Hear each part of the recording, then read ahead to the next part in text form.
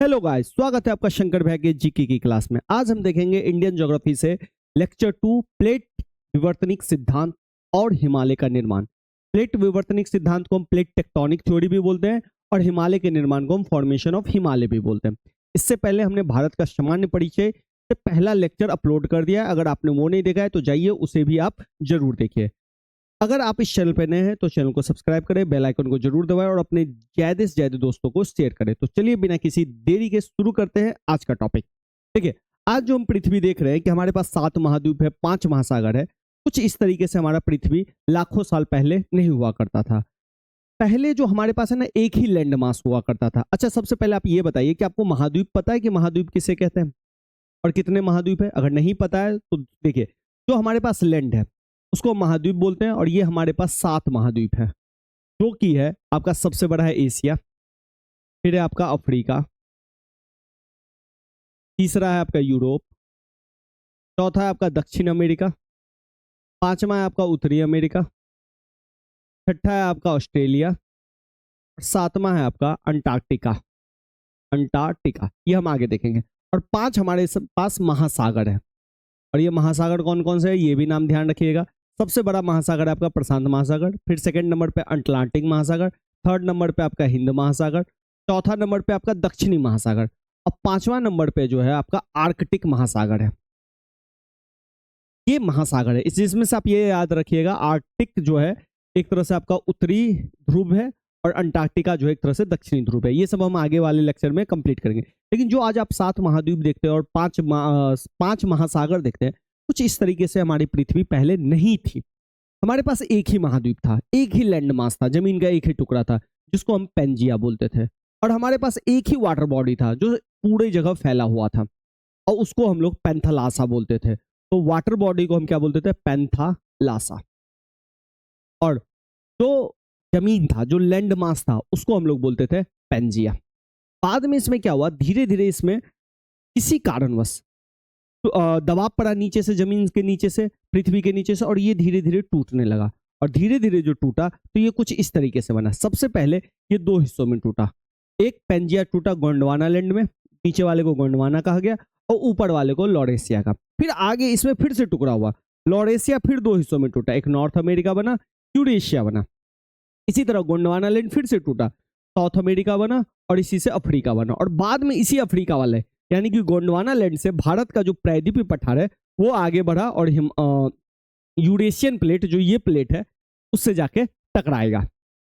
तो देखिए कुछ इस तरीके से देख लीजिए, ये हमारा south America, Africa, south America, ये इधर नॉर्थ अमेरिका, फिर ये यूरोप बनने लगा, एशिया बनने लगा, जिसको हम यूरेशियन प्लेट करेंगे, अफ्रीका, और यहाँ से एक टुकड़ा निकलेगा यहाँ से।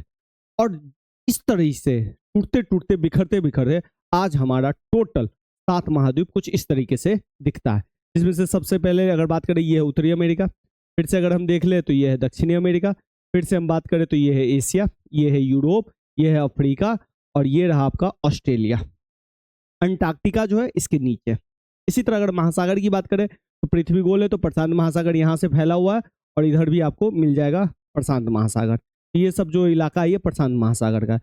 बीच वाला जो इलाका देख रहे हैं, ये वाला इलाका जो अमेरिका और यूरोप के बीच में है, उसको बोल रहे हैं अटलांटिक महासागर। ठीक है।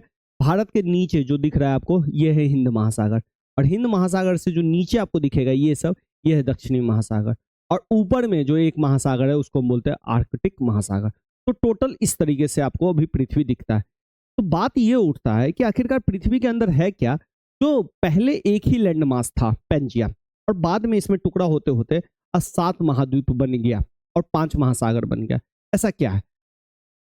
तो देखते हैं कि भैया सबसे पहले हमें समझना पड़ेगा कि पृथ्वी की आंतरिक संरचना है कैसे। तो देखिए, पृथ्वी की आंतरिक संरचना पता करने के लिए हमारे पास 2 स्रोत है जहां से हमें जानकारी मिलती है। एक हमारे पास प्रत्यक्ष स्रोत है, एक हमारे पास अप्रत्यक्ष स्रोत है।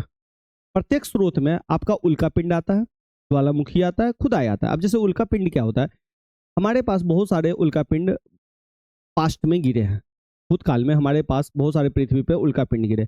अब ये उल्का पिंड का जो ज्योग्राफर है वो स्टडी करते हैं, क्योंकि जिस तरह का उल्का पिंड हमारे पृथ्वी पे गिरा है, पृथ्वी भी उसी तरीके से बना है। यानी कि जो उल्का पिंड जिस तरीके से बना है और जो मटेरियल उल्का पिंड में, उसी मटेरियल से हमारा पृथ्वी भी बना है। तो उल्का पिंड का स्टडी करके हम पता कर सकते हैं कि हमारे पृथ्वी के अंदर क्या क्या है। उसी तरह ज्वालामुखी फटता है तो अंदर से मैग्मा निकलता है, और मैग्मा धीरे धीरे ठंडा हो जाता है, तो उसका जब हम स्टडी करते हैं तो हमें पता चलता है कि भाई हमारे पृथ्वी के अंदर क्या है। ठीक है, खुदाई करते हैं तो हमें पता चलता है कि भाई धीरे धीरे अंदर जा रहे हैं तो क्या क्या प्रॉब्लम आ रहा है। ये हमारे प्रत्यक्ष स्रोत है। कुछ अप्रत्यक्ष स्रोत है जहां हम देखते नहीं है। इन सब स्रोत को हम देख लेते हैं, प्रत्यक्ष स्रोत को, लेकिन इन स्रोत को हम देखते नहीं है। यहाँ पे हम सिर्फ और सिर्फ बाबू लोग अनुमान लगाते हैं। जैसे हमारे पृथ्वी पर कई सारे भूकंप आते हैं, तो भूकंप में पी तरंग और एस तरंग निकलता है, जिसको हम प्राथमिक तरंग और द्वितीयक तरंग कहते हैं। अब ये जो पी तरंग है तीनों माध्यम में चलता है, सॉलिड, लिक्विड, गैस, और ये जो है सिर्फ सॉलिड में चलता है। तो तरंगों से हमें पता चल जाता है कि पृथ्वी के अंदर कहाँ कहाँ क्या क्या है। इसी के साथ हम ये भी अनुमान है कि जैसे जैसे हम पृथ्वी के अंदर यानी कि रेडियस की तरफ जाते हैं, वैसे वैसे दूरी बढ़ने के साथ तापमान भी बढ़ता है, दबाव भी बढ़ता है, और घनत्व भी हमारा बढ़ता जाता है। ये होता है। अच्छा, ये इसका रेडियस कितना है तो ये भी ध्यान रखिएगा कि पृथ्वी का जो रेडियस है 6370 किलोमीटर, ये भी ध्यान रखें। इन दोनों स्रोत के सहारे से हमें यह पता चला है पृथ्वी की 3 आंतरिक संरचना। सबसे ऊपरी परत को हम बोलते हैं भूपटपटी, ये भूपटपटी हुआ। बीच वाली परत को, ये वाला जो देख रहे हैं, इसको हम बोलते हैं मेंटल, जो सबसे ज्यादा है पृथ्वी का, और नीचे वाले भाग को हम बोलते हैं क्रोड। तो ये दोनों भाग जो आप देख रहे हैं उसको हम बोलते हैं क्रोड। एक बाह्य भाग है और एक आंतरिक भाग है। तो सबसे पहले हम बारी बारी से भूपटपट्टी के बारे में देख लेते हैं। देखिए, भूपटपट्टी ना सबसे ऊपरी परत है, सबसे ऊपरी और सबसे पतली है। मोटाई इसकी कहीं कहीं 5 किलोमीटर है और कहीं कहीं 33 किलोमीटर है, तो ऑन एवरेज 30 किलोमीटर। अगर इसको याद रखना है तो जो महासागर के नीचे है वहां पे सिर्फ 5 किलोमीटर है गहराई, और जो ऊपर है वो अच्छी खासी गहराई है इसकी। जो हम महाद्वीप है वहां पे अच्छी खासी गहराई, और जहां महासागर है वहां पे कम गहराई। अगर घनत्व की बात करें तो इसका घनत्व 3.5 है, और ये जो बना है भूपटपट्टी वो बना है सियाल से। यहाँ पे गलत टाइपिंग हो गया, ये सियाल से SI सिलिकॉन, AL एल्युमिनियम। तो कई बार आपसे क्वेश्चन पूछा जाएगा कि भूपटपट्टी में कौन सा तत्व सबसे ज्यादा है, तो इसमें ऑप्शन दे दिया जाएगा और आप उस हिसाब से ऑप्शन टिक करिएगा। अच्छा, अगर आपको ये अभी तक नहीं समझ में आ रहा है कि भूपटपट्टी, मेंटल, क्रोड किस तरीके से है, तो आपको एक उदाहरण मैं दे रहा हूँ, उससे आप समझिए। जैसे मान लीजिए कि आपने कोई अंडा है, आप खाते भी हो या नहीं खाते हो, जो भी हो, उस अंडा को, बॉयल अंडा को अगर आप देखिएगा तो बॉयल अंडा को है ना पहले छीला जाता है। तो ये जो छिलका है ना, पतला सा परत, इसी को हम बोलेंगे भूपटपट्टी। ठीक है, इसके बाद छिलका छिलने के बाद आपको एक व्हाइट कलर का सब्सटेंस दिखेगा, इसको हम बोलेंगे मेंटल। और फिर व्हाइट वाला कलर को हटाइएगा तो बीच में ना येलो कलर का दिखेगा, तो येलो कलर को हम बोल सकते हैं क्रोड। भूपटपट्टी बहुत ही पतली है। इसके बाद आपका व्हाइट वाला पार्ट मोटा है तो मेंटल मोटा होगा, और फिर सबसे नीचे होगा क्रोड। तो कुछ इस तरीके से आपका खेल चलता है। अब आते हैं मेंटल के बारे में। मेंटल भाई ये 2900 किलोमीटर की गहराई तक है, यानी कि 30-33 किलोमीटर के बाद ये 2900 किलोमीटर तक है, और सबसे ज्यादा है ये। घनत्व यहाँ पे बढ़ता जाता है 3.5 से 5.5। देखिए, यहाँ पे घनत्व था मैक्सिमम 3.5 और यहाँ पे 5.5 तक हो रहा है, यानी कि जैसे जैसे आप जा रहे हो वैसे वैसे घनत्व इसका बढ़ता जा रहा है। और ये जो बना हुआ है सिलिकॉन और मैग्नीज से, तो ये भी ध्यान रखिएगा। इसी तरह बात करें क्रोड, ये नीचे है, तो क्रोड आंतरिक परत है, 2900 किलोमीटर से पृथ्वी के केंद्र तक है ये। घनत्व यहाँ पे 13 हो जाता है सेंटीमीटर क्यूब में। ये जो क्रोड बना है बच्चा पार्टी, वो नीफे का बना है, निकेल और फेरस, यानी कि जो लोहा और भारी धातु जो भी है वो इधर आ गया है। ठीक है, और जो हल्की धातु है वो ऊपर आ गया, समझिए। अगर इसको आप ऐसे भी समझ सकते हैं, जैसे मान लीजिए कोई वाटर बॉडी लेते हैं, वाटर बॉडी में हमने क्या कर दिया, कुछ रेत डाल दिया, ठीक है, कुछ हल्के चीज डाल दिया, और वाटर बॉडी को तेजी से घुमा दिया, तो क्या होगा कि जो भारी चीज है ना वो इसके सेंटर बिंदु में। तो वही हुआ, हमारा पृथ्वी में बहुत सारे मटेरियल से बने हुए हैं, लेकिन आप जानते हैं कि पृथ्वी हमारा हमेशा चक्कर काटता रहता है। तो चक्कर काटते काटते क्या हो रहा है, अभी भी हमारा पृथ्वी जो घूम रहा है, एक घूर्णन भी कर रहा है और एक परिक्रमा कर रहा है। परिक्रमा होता है जो सूर्य के चारों ओर काटता है, उसको हम परिक्रमा बोलते हैं। एक होता है घूर्णन, जो अपने ही अक्ष पे ऐसे ऐसे ऐसे ऐसे ऐसे करके घूमता रहता है। तो घूर्णन क्रिया में क्या हुआ, जो भारी तत्व थे जैसे लोहा, निकेल, वो सब पृथ्वी के कोर में आ गया, और जो हल्के तत्व थे जैसे सीमा, वो मेंटल में चल गए, उससे भी जो हल्के तत्व थे सियाल, वो भूपटपट्टी में आ गए। तो इस तरह से। अच्छा, इसमें एक चीज और जो बहुत इंपॉर्टेंट है, देखिए कोर को है ना 2 भागों में बांटा गया, एक बाह्य और एक आंतरिक, जिसमें से आप ये ध्यान रखिएगा जो बाहरी कोर है ये अभी भी लिक्विड में है, तरल अवस्था में, और आंतरिक कोर ठोस अवस्था में। और यही तरल अवस्था जब अंदर से नाचता है तो पृथ्वी में एक मैग्नेटिक इफेक्ट बनता है कुछ, जिसको हम नॉर्थ पोल और साउथ पोल कहते हैं, जो सूर्य से आने वाली हानिकारक किरणों से हमारी पृथ्वी की रक्षा करता है, तो ये भी ध्यान रखिएगा। अब आते हैं, अगर हम पृथ्वी को इस तरह से स्टडी कर सकते हैं तो इस तरह से भी हम काट के देख सकते हैं। अब देखिए हमारा ये जो ऊपर वाला जो परत दिख रहा है उसको हम क्रस्ट बोलते हैं, ठीक है। यहाँ से लेके यहाँ तक को हम मेंटल बोलेंगे, ठीक है, और यहाँ से लेके यहाँ तक को हम कोर बोलेंगे। मेंटल को हम दो हिस्सों में बांट सकते हैं, अपर मेंटल और लोअर मेंटल, जिसमें से आप अपर मेंटल को एस्थोनोस्फीयर भी बोल सकते हैं और एस्थोनोस्फीयर और क्रस्ट को मिला के हम इसमें प्लेट भी बोल देते हैं, ठीक है। इसी तरह आउटर कोर और इनर कोर, इस तरह से हम पृथ्वी को देख सकते हैं। अब चलते, अच्छा देखिए मेंटल और अपर मेंटल के बीच में जो ट्रांजिशन जोन है, यानी कि ये जो अपर मेंटल है वो मैग्मा वाला है और यही मैग्मा ज्वालामुखी के द्वारा निकलती है। अब देखते हैं प्लेट।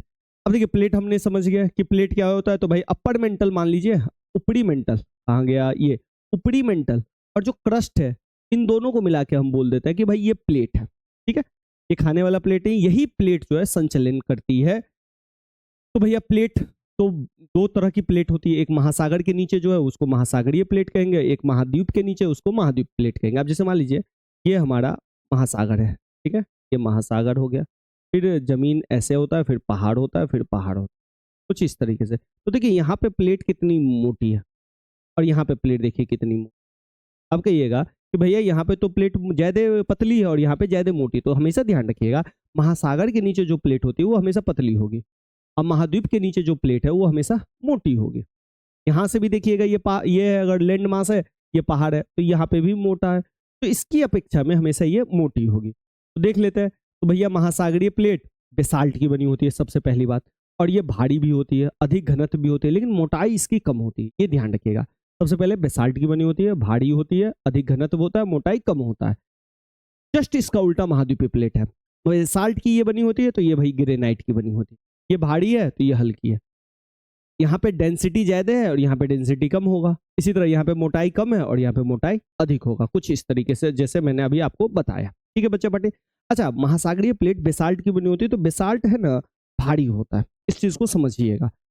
अब जैसे मान लीजिए ये मैंने एक पतला चीज बनाया, ठीक है, महासागरीय प्लेट बना दिया, और एक मैंने ये मोटा सा इतना सा मैंने महाद्वीपीय प्लेट बना दिया, महाद्वीपीय। अब ये भारी कैसे है और ये हल्का कैसे है, I mean, ये भारी क्यों है महासागरीय और ये हल्का क्यों है। अब मान लीजिए मैंने इसको भर दिया लोहा से, ठीक है, और इसको भर दिया मैंने रुई से, कौन भारी होगा, ये छोटा ही है लेकिन लोहा वाला ज्यादा भारी होगा, रुई वाला हल्का होगा। तो कुछ इसी तरीके से बेसाल्ट जो होता है ना बहुत ही भारी होता है और जो आपका ग्रेनाइट होता है वो हल्का होता है, इस चीज को ध्यान रखिएगा। अब आते हैं नेक्स्ट। अब देखिए ये जो प्लेटें हैं आपस में संचलन करती हैं। अच्छा, प्लेट आपस में संचलन करती है, इससे पहले हम देख लेते हैं कि दुनिया में 7 बड़े बड़े प्लेट है और 20 छोटे छोटे प्लेट है। इसमें अंटार्कटिका के नीचे जो है उसको अंटार्कटिका प्लेट कहेंगे, उत्तरी अमेरिका के नीचे उत्तरी अमेरिकी प्लेट, दक्षिणी अमेरिकी प्लेट, प्रशांत महासागरीय प्लेट, इंडिया ऑस्ट्रेलिया को मिला के Indo Australian plate, African plate, Eurasian plate, ये सब प्लेट। कुछ छोटी प्लेटों की बात किया जाए तो यहाँ पे है अर्बेनियन प्लेट, नजका प्लेट और फिलीपींस प्लेट, ये सब है। और ये कुछ प्लेटें आपको इस तरह से दिखती है, जैसे देखिए ये हमारा अफ्रीका है, ये ठीक है। अब अफ्रीका के नीचे भी ये देखिए ये अफ्रीकन प्लेट हो गया आपका। इसी तरह हमारा देखिए यहाँ पे इंडिया है, ये वाला इंडिया, तो यहाँ से इंडियन ऑस्ट्रेलियन प्लेट है ये, ठीक है। इसी तरह आप देखिएगा इधर नॉर्थ अमेरिका है, नॉर्थ अमेरिका के नीचे ये सब है नॉर्थ अमेरिकन प्लेट। इसी तरह साउथ अमेरिकन प्लेट, इसी तरह प्रशांत महासागर के नीचे पैसिफिक प्लेट है। इसी तरह ये छोटी छोटी प्लेट नजका प्लेट हो गई आपकी, कोको प्लेट हो गई। तो इस तरह से कुछ छोटी छोटी प्लेट भी हमारे पास है और दुनिया में 7 बड़ी बड़े प्लेट है। यही प्लेट मूवमेंट करती है, ठीक है। और इसका जो मूवमेंट होता है बाबू लोग 3 तरह का होता है, एक होता है अपसारी, एक होता है अभिसारी और एक होता है रूपांतरण। अब ये दोनों क्या होता है इसको समझिए भैया। अपसारी संचलन में क्या होता है कि 2 प्लेट है, मान लीजिए ये प्लेट है और ये प्लेट, ये दोनों प्लेट दूर दूर भाग, ठीक है। इसी तरह अभिसारी संचलन में क्या होगा, 2 प्लेट है, दोनों प्लेट नजदीक में। और रूपांतरण में क्या होगा कि 2 प्लेट है, एक प्लेट इधर चली जाएगी और एक प्लेट इधर आ जाएगी। अब कहिएगा कि भैया ये तो हम समझ गए कि प्लेट इधर जा रही है उधर जा रही है, समझ गए, लेकिन ये प्लेट जा क्यों रही है। ठीक है बाबू, इसका रीजन है पृथ्वी के अंदर या प्लेट के नीचे जो मैग्मा है वो। अब हम जानते हैं पृथ्वी पहले आग का गोला था, धीरे धीरे ठंडा हुआ और जो ऊपरी परत था वो धीरे धीरे ठंडा हो गया, जहाँ पे जीवन पनपने लगा। लेकिन नीचे आज भी 200 किलोमीटर नीचे मैग्मा है, गर्म है पृथ्वी। तो ये जो मैग्मा है, आप जानते हैं कि कोई भी जो गर्म चीज होती है वो एक्सपेंड करती है, ठीक है। मान लेते हैं ये प्लेट है हमारा, ठीक है, ऊपर वाला जो ये वाला मैंने बनाया तो मान लेते हैं कि प्लेट है ये, ठीक है बच्चा पार्टी। और नीचे में है आपका मैग्मा। कोई भी गर्म चीज जो होता है ना, उसका एक टेंडेंसी होता है वो हमेशा ऊपर उठने के चाहता है। जैसे अगर आपने पानी कभी बॉयल किया होगा बच्चा पार्टी, तो आपने देखा होगा कि पानी को जो हम गर्म करते हैं तो धीरे धीरे बुलबुला आता है। ये बुलबुला नहीं है, ये पानी गर्म हो गया जो ऊपर जाता है। इसी तरह कुकर गर्म होता है, अंदर का पानी तो सीधे सीटी मारता है, यानी कि सीटी भाप जो है ना हमेशा ऊपर आता है। हमेशा एक टेंडेंसी है, गर्म चीज हमेशा ऊपर आएगी, हल्की हो जाती है। तो ये जो मैग्मा है ना वो गर्म होता है और गर्म चीज हमेशा ऊपर आना चाहेगा। अब ऊपर आ गया, इसका तो रास्ता रोक दिया, यहाँ पे कोई सीटी भी नहीं है कि सीटी बजेगा, तो भाई रास्ता रुक गया, कोशिश करेगा फाड़ने का, नहीं हुआ तो ये इधर की ओर मुड़, ठीक है, इधर की ओर चली गई, ठीक है, इधर करके। अब इधर से भी होगा, इधर से भी निकला, इधर से भी निकला, और ये हो सकता है इधर की ओर चली जाए, इधर की ओर चली जाए, इधर की ओर चली। एक और मैं बना देता, ठीक है, ये इधर की ओर चली जाए। फिर क्या हो सकता है कि भाई इधर से भी निकल जाए, इधर से भी निकल जाए, इधर से भी निकल जाए, इधर से निकल जाए, इधर से भी निकल जाए, इधर से भी निकल जाए, इधर से भी निकल, इधर से निकला, इधर नहीं जाए, इधर जाए। तो देखिए इधर वाले में क्या हो रहा है, ये इधर जा रहा है, इधर वाले में क्या हो रहा है, ये इधर जा रहा है, और इधर वाले में क्या हो रहा है, ये इधर जा रहा है। अब देखिए यहाँ दोनों दूर दूर भाग रहे हैं, जो दूर दूर भागते हैं उसको हम बोलते हैं अपसारी। यहाँ पे देखिए दोनों नजदीक नजदीक आ रहे हैं, इसको हम क्या बोलेंगे, अभिसार। और यहाँ पे एक जैसा कभी इधर घुसक जाएगा, कभी इधर हो जाएगा, उसको हम बोलेंगे ट्रांसफर। तो तीन तरह का मूवमेंट होता है। अब देखिए आपके लिए जो सबसे इंपॉर्टेंट है, यहाँ पे मैंने लिखा है continent ocean plate, continent continent plate, ocean ocean plate, यानी कि कॉन्टिनेंट का महाद्वीपीय प्लेट और ओ का महासागरीय प्लेट, ये दोनों दूर दूर जाएगा। इसी तरह ही, लेकिन सबसे ज्यादा इंपॉर्टेंट है आपका अभिसारी संचलन, जिसको हम डिटेल से पढ़ेंगे। देखिए कॉन्टिनेंट प्लेट में क्या होता है, जैसे मान लीजिए एक आपका कॉन्टिनेंट प्लेट है, ठीक है, और एक आपका ओशियन प्लेट। अब देखिए ये दोनों प्लेट है, अब इन दोनों के बीच में क्या होगा बुआ, इन दोनों के बीच में बाबू लो ये इस तरह से ये जाएगा, ठीक है, ये इस तरीके से जाएगा, ठीक है, ये दोनों आपस में टकराएगा। अब देखिए टकराएगा तो सबसे पहले ये बताइए कि इन दोनों में से भारी कौन है, तो आप कहिएगा भैया ओशियन प्लेट भारी है। ओशियन प्लेट क्या होगा, डिप करेगा, नीचे जाएगा, नीचे मैग्मा है तो ये पिघलेगा, और पिघलेगा तो ये सीधे आएगा और वॉल्केनो बना लेगा। लेकिन वॉल्केनो बनाने से पहले ये यहाँ पे टकराने के बाद एक पहाड़ बनाएगा, पहाड़ बनाने के बाद यहाँ पे वॉल्केनो निकलेगा। तो क्या क्या होगा, तो सबसे पहले भाई एक वलित पर्वत बनेगा। वलित पर्वत किसको बोलते हैं, इसको हम इंग्लिश में फोल्ड माउंटेन बोलते हैं। कुछ इस तरीके से माउंटेन बनेगा, ठीक है, जहाँ पे आप ऐसे ऐसे ऐसे चढ़ सकते हैं। दूसरी बात, यहाँ पे ज्वालामुखी बन सकता है, ज्वाला। अच्छा, यहाँ का जो ज्वालामुखी होगा बाबू लोग, ये काफी विस्फोटक होगा, यानी कि ग्रेनाइट आवाज करके निकलेगा। भाई हमेशा ध्यान रखना, अभी सारी संचलन में भूकंप आएगा ही आएगा, यहाँ पे तेज भूकंप आएगा, ठीक है बच्चा पार्टी। ये तीन चार चीजें होगी। इसी तरह आप चलते हैं कॉन्टिनेंट, कॉन्टिनेंट यहाँ पे आपको हिमालय वाला समझना है। अब मान लीजिए ये कॉन्टिनेंट प्लेट है, ये भी कॉन्टिनेंट प्लेट है, ये दोनों आपस में टकरा रही है। एक भाई दोनों कॉन्टिनेंट दोनों हल्का, लेकिन कोई एक जो होगा भारी होगा, दोनों में से कोई एक भारी होगा। जो भारी होगा ना वो टकराएगा तो सबसे पहले पहाड़ तो बनाएगा, अब जो भारी होगा वो अंदर जाएगा, अंदर जाएगा, ये भार देगा, ये और भी पहाड़ बन जाएगा, ठीक है। लेकिन ये जो है इतना अंदर नहीं जाएगा कि मैग्मा के पास चला जाए, इस चीज को ध्यान रखिएगा। तो यहाँ पे जो है ना आपका वलित पर्वत बनेगा, बनेगा, ज्वालामुखी यहाँ पे नहीं बनेगा, ठीक है, यहाँ पे ज्वालामुखी नहीं बनेगा, ग्रेनाइट का ही पहाड़ बनेगा, भूकंप आएगा ही आएगा, लेकिन यहाँ पे ज्वालामुखी नहीं बनेगा। ज्वालामुखी क्यों नहीं बनेगा, क्योंकि ये प्लेट जो नीचे जा रहा है वो मैग्मा के संपर्क में आ ही नहीं रहा है। मैग्मा के संपर्क में नहीं आएगा तो पिघलेगा नहीं, अब पिघलेगा नहीं तो जमीन के बाहर आने की संभावना ही नहीं है। तो ये ऐसे होगा। हिमालय का निर्माण है बच्चा पार्टी, यही दोनों प्लेट टकराने से हुआ है।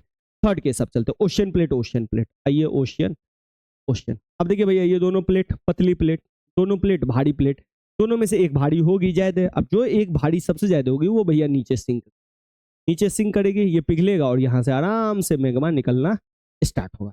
लेकिन ये जो मैग्मा निकलेगा ये बेसाल्टिक मैग्मा निकलेगा और ये बड़ा आराम से लावा निकलेगा, यानी कि जैसे रस हम निकालते हैं वैसे ही। आपने कोई कोई वीडियो में देखा होगा कि लावा फ्लो हो रहा है तो एकदम प्रेम से लावा फ्लो होगा, कोई विस्फोट नहीं, आराम से जैसे पानी को गिराते हो वैसे ही ये लावा बहेगा, और इस लावा को बोलते हैं बेसाल्टिक लावा, ठीक है। भूकंप आएगा, जी हाँ, जब भी टकराएगा तो भूकंप आएगा ही आएगा। यहाँ पे पहाड़ बनेंगे, बन भी सकते हैं, नहीं भी बन सकते, लेकिन लावा इस तरह का पहाड़ कम ही बनता है। तो ध्यान रखिएगा अभी सारी संचलन में इस तरीके से कंडीशन होता है। अब तो आप सारी संचलन भी समझ ही लेते हैं। अब सारी संचलन में बाबू देखिए, मान लीजिए कि दो प्लेट है, दोनों प्लेट आपस में हट गई, इस बीच में जगह बन गया। अगर ये वहां पे वाटर बॉडी है तो धीरे धीरे वाटर बॉडी इस जगह को कर लेगी, तो सबसे पहले इसको बोलते हैं भ्रंश घाटी बनेगी, छोटी सी, ठीक है। अब ये भ्रंश घाटी और दूर होगी तो यहाँ पे सागर बन जाएगा, अब बाद में यही महासागर बन जाएगा। यहाँ पे भूकंप आ सकता है, हाँ भाई, एनर्जी निकलेगा, छोटा सा भूकंप आएगा। अच्छा, कभी कभी क्या होता है, एक प्लेट है ये, दूसरा प्लेट मान लीजिए यहाँ पे आ जाएगा। अब यहाँ पे कोई आदमी यहाँ से देखेगा तो ये बंद हो गया, तो इस तरह के पहाड़ को है ना ब्लॉक पर्वत बोलते हैं, तो ये भी ध्यान रखिए, ब्लॉक पर्वत। भारत में ब्लॉक पर्वत बहुत है। हिमालय जो है आपका फोल्ड वलित पर्वत है, लेकिन सतपुड़ा में देखिएगा मध्य प्रदेश में काफी ब्लॉक पर्वत आपको मिलेगा। इतना आप समझिए काफी है। अब आते हैं थोड़ा सा भारत के बारे में, भारत का निर्माण कैसे हुआ। देखिए, भारत का निर्माण हम राजनीतिक पर्सपेक्टिव से नहीं, ज्योग्राफी पर्सपेक्टिव से देख रहे हैं। देखिए, गोंडवाना लैंड का ही टुकड़ा भारत था, और ये कई बार पूछा जाता है भारत का प्रायद्वीपीय पठार जो है किसका टुकड़ा है, तो ये भाई गोंडवाना लैंड का है। गोंडवाना लैंड कौन है, फिर से मैं आपको याद दिला देता हूँ बच्चा पार्टी। देखिए, पेंजिया दो हिस्सों में टूटा, एक बना लॉरेशिया और एक बना गोंडवाना लैंड। जो इधर वाले जो भी है गोंडवाना लैंड से बना, इसी से गोंडवाना लैंड से एक टूटा अफ्रीका और एक हुआ ये इंडिया। तो कभी कभी क्वेश्चन ऐसे भी पूछा जा सकता है आपसे। अब देखिए, अब क्या हुआ, यहाँ से टूटा और यहाँ पे पहले ही लॉरेशियन प्लेट से एक यूरेशियन प्लेट आ चुका था, जिसको हम यूरेशियन प्लेट कहेंगे। ठीक है, भारत धीरे धीरे यहाँ से आते आते आते आते आया और यहाँ पे एक उसको हॉट स्पॉट मिला। अब ये कहिएगा हॉट स्पॉट क्या है, तो ऐसा जगह हॉट स्पॉट है जहां से स्वतः, अब क्या कारण है किसी को नहीं पता, स्वतः लावा जो है ज्वालामुखी अभिक्रिया होती रहती है। ज्वालामुखी नहीं है, लावा खुद ब खुद जमीन के अंदर से मैग्मा निकलता रहता है। ठीक है, तो हॉट स्पॉट के पास जो आया, तो यहाँ पे हॉट स्पॉट ने क्या किया, इसके पूरे जमीन को फाड़ दिया और इस पूरे एरिया में लावा को बिछा दिया और धीरे धीरे पृथ्वी निकलते, ये प्लेट निकलते निकलते गया और पहले यहाँ पे एक इस वाले कोना से जोरदार टक्कर हुआ। ठीक है, और फिर ये लॉक हुआ, यहाँ पे लॉक होने के बाद यहाँ से सेकेंड जोरदार टक्कर हुआ, दो टक्कर, फिर ये वाला टक्कर मारा और इस तरह से भारत का ये बना। यूरेशियन प्लेट कॉन्टिनेंट प्लेट थी, ये भी कॉन्टिनेंट प्लेट है और कॉन्टिनेंट प्लेट तोड़ के हिमालय। अब ये देखिए कुछ इस तरीके से, ये लंबा समय लगा है इसको यहाँ तक आने में। ठीक है, और ये टकराया किस प्लेट से, यूरेशियन प्लेट। तो देखिए यहाँ पे 55 मिलियन 10 मिलियन तो लाखों करोड़ों साल लगा है, तब जाके हमारा कुछ इस तरीके से बना है। ये वाला इलाका जो टकराया वो हिमालय बन गया। ध्यान रखिएगा, सबसे पहले जो नॉक लगा है ये यहाँ पे लगा, फर्स्ट टक्कर, सेकंड टक्कर यहाँ पे लगा, थर्ड टक्कर बीच वाला टक्कर था। तो फर्स्ट टक्कर सबसे जोरदार था, सेकंड टक्कर इससे कम और थर्ड टक्कर सबसे कम जोरदार था। यहाँ पे एक गड्ढा बन गया जिसको बाद में नदियों ने भरा और ये हमारा पठार रह गया। ठीक है बच्चा पाटे, आगे हम देख लेंगे। तो कुछ इस तरीके से हमारा भारत है, हिमालय, उत्तरी मैदान, प्रायद्वीपीय पठार, भारतीय मरुस्थल, तटीय मैदान, द्वीप समूह, जो हम आगे के लेक्चर में प्रत्येक को भारत के भौतिक विभाजन में कंप्लीट करेंगे। तो भाई अब देखते हैं अभी तक हमने क्या क्या पढ़ा, उससे कुछ क्वेश्चन। पृथ्वी के किस भाग में निकेल और लोहे की प्रधानता है, तो याद कीजिए सबसे ऊपरी भाग में है आपका सियाल जिसको हम भूपटपट्टी बोलते हैं, सेकंड में है सीमा जिसको सियाल मैंगनीज बोलते हैं, थर्ड में है आपका नीफे। तो ये किस में है भाई, थर्ड किसको बोलते हैं, कोर, भूपटपट्टी, मेंटल, कोर। तो भाई निकेल और लोहे की प्रधानता नीफे और ये किस में है, तो कोर में। पृथ्वी के आंतरिक संरचना के संबंध में महत्वपूर्ण जानकारी का स्रोत क्या है, तो भाई प्रत्यक्ष स्रोत और प्रत्यक्ष स्रोत सब है, लेकिन सबसे ज्यादा भूकंप से, पी तरंग और एस तरंग से। भूकंप के बारे में कभी और भी डिटेल से हम आपको बताएंगे। पृथ्वी के कुल द्रव्यमान का लगभग कितना प्रतिशत मेंटल में पाया जाता है, तो सबसे ज्यादा मेंटल में पाया जाता है, तो भाई 68%। भूपटपट्टी में कौन सा तत्व प्रचुर मात्रा में पाया जाता है, तो एल्युमिनियम जो है प्रचुर मात्रा में पाया जाता है भूपटपट्टी में। पृथ्वी के धरातल के कितने प्रतिशत भाग पे महाद्वीप का विस्तार है, ये तो हम बचपन से पढ़े आए हैं, तो ये ध्यान रखिएगा 71% पे वाटर है, 29% पे महासागर है, तो 29% कहीं नहीं है, 29.2 है, ले लीजिए टिक कर दीजिए। पृथ्वी ग्रह की संरचना के नीचे क्रोड निम्नलिखित में से किससे बना है, तो भाई क्रोड किससे बना है जल्दी बता दिए, नीफे से बना है, Ni निकेल, एफ से फेरस, फेरस को हम बोलते हैं लोहा, तो ये लोहा से बना है। पृथ्वी की 3 संकेंद्रीय परतों में ऊपर से दूसरी परत, तो भाई ऊपर से जो दूसरी परत है उसको क्या बोलते हैं, मेंटल, नीचे से भी दूसरी परत को हम क्या बोलते हैं, मेंटल। और ये किससे बनी है भैया, तो ये बनी है सीमा से, तो इसका ऑप्शन हो जाएगा बी। अब देखिए ये पिछले लेक्चर का कुछ क्वेश्चन है और आप हमें कमेंट करके जरूर बताइएगा। हमारे पास देशांतरों की संख्या कितनी है, मैंने पिछले लेक्चर में जरूर बताया था। कुल अक्षांशों की संख्या कितनी है बताया था। ग्रीनविच किस देश में, ये भी बताया था। एक देशांतर को पार करने में कितना टाइम लगता है, ये भी बताया था। अब भारत का जो मानक समय रेखा है, प्रमाणिक समय रेखा है, ये भी मैंने बताया था। देशांतर याद कर लीजिएगा आप लोग बाबू सब, जो खड़ी हुई लाइन होती है उसी को देशांतर रेखा कहते हैं, जो लेटी हुई लाइन होती है उसको हम अक्षांश कहते हैं। ये सब मैंने आपको बताया था, कमेंट करके हमें बता दीजिए कि भैया इसका आंसर ये रहा। तो चलिए आज के लिए इतना ही रखते हैं। अगर सेशन अच्छा लगा तो लाइक कीजिए, कमेंट करिए कि आपको क्या चाहिए और अपने दोस्तों को ज़्यादा से ज़्यादा शेयर करें। तो आज के लिए इतना ही।